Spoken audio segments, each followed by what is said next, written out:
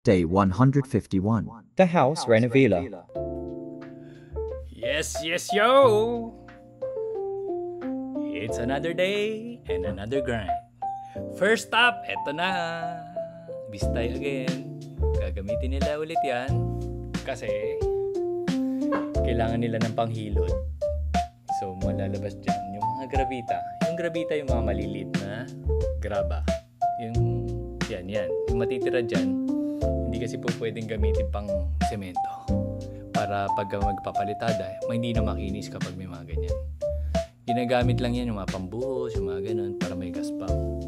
Tapos dito naman sa katabi nila, dito sila, kinakabit na nila yung hinukay nila, yung manhole, yung may kahoy na yan yung forma, no? Tapos, yung orange na yan yung pipe, 6 inches pipe, yan, na ilalabas niya dyan. So, lahat ng tubig, yung mga drain, downspout, yung mga, puro tubig lang yan, walang dumi, no? So, dyan diretso, palabas lahat, papuntang kanal sa labas. Tubig lang naman, so malinis lang yan. Supposedly, para hindi lang magbaha yung kung anong dadaanan ng tubig ulan, para dyan lang lahat dadaan sa ilalim. Yung manhole, dyan, syempre, dyan papasok pag may problem. Susundutin mo dyan, kung may barado or something, dyan mo ma-access yan. So, sa gitna yan, para kung may problema sa dulo, or dito sa gitna, at least meron kang access.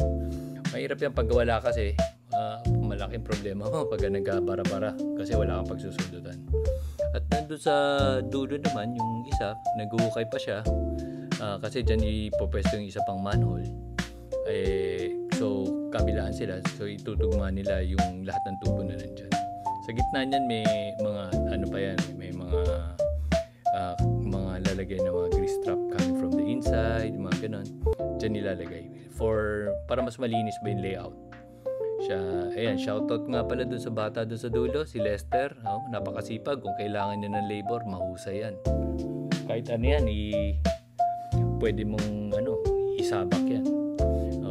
So mahusay talaga. So ngayon, dito sa labas naman, kanina yung kausap ko, siya yung gumagawa rin dito sa plumbing din dito sa labas. Ito naman yung galing downspout sa labas, sa taas, sa bubong, at saka dun sa likod ng kanan naman. So, syempre may labasan dito sa kaliwa, at saka dun sa kabila kanina, sa kanan. So, ayan. Yan yung tatahakin ng mga tubig na yan. Tapos kapag okay na lahat yan, dyan natin tatakpan sa sementohan, no? Kung okay na, kung na-testing na okay na lahat. So, ito, tinatap na niya. Itatap niya doon sa main pipe na 6 inches naman na, ito, luma na kasi yung pipe na yan. So, didikit na lang niya dyan. Since hindi naman basta-basta nasisira yan. So, gagamitin na lang natin yung luma. Siyempre, para tipid, di ba? Since naka-layout na rin yan, nakatutok na rin yan sa kanal mismo. So, dyan labasan ng tubig coming dito sa right side lang. So, ayan, kailangan niya i-bend yan kasi i-bend yan at i-forma kasi hindi yan tutugma ng para saktuhan ng pasok niya. Ayan, hinihitgan niya para maganda ang hulma at maililiko niya yung mga kung may hindi eksakto sa butas, at least may shoot niya. So, yan, papunta sa main pipe na yan, meron din isa doon, galing doon.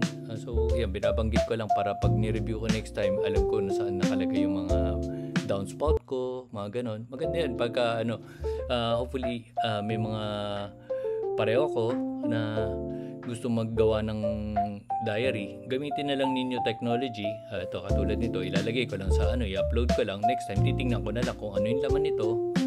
Tapos, saan nakadumaan yung mga piping ko. Kasi pagka nag-finish na sila dyan, hindi mo na makikita na saan yung mga pipe mo eh.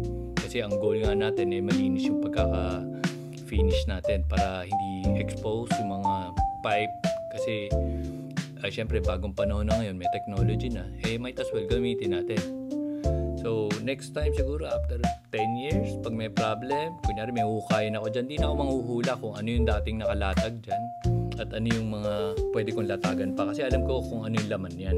Ayan. Or kung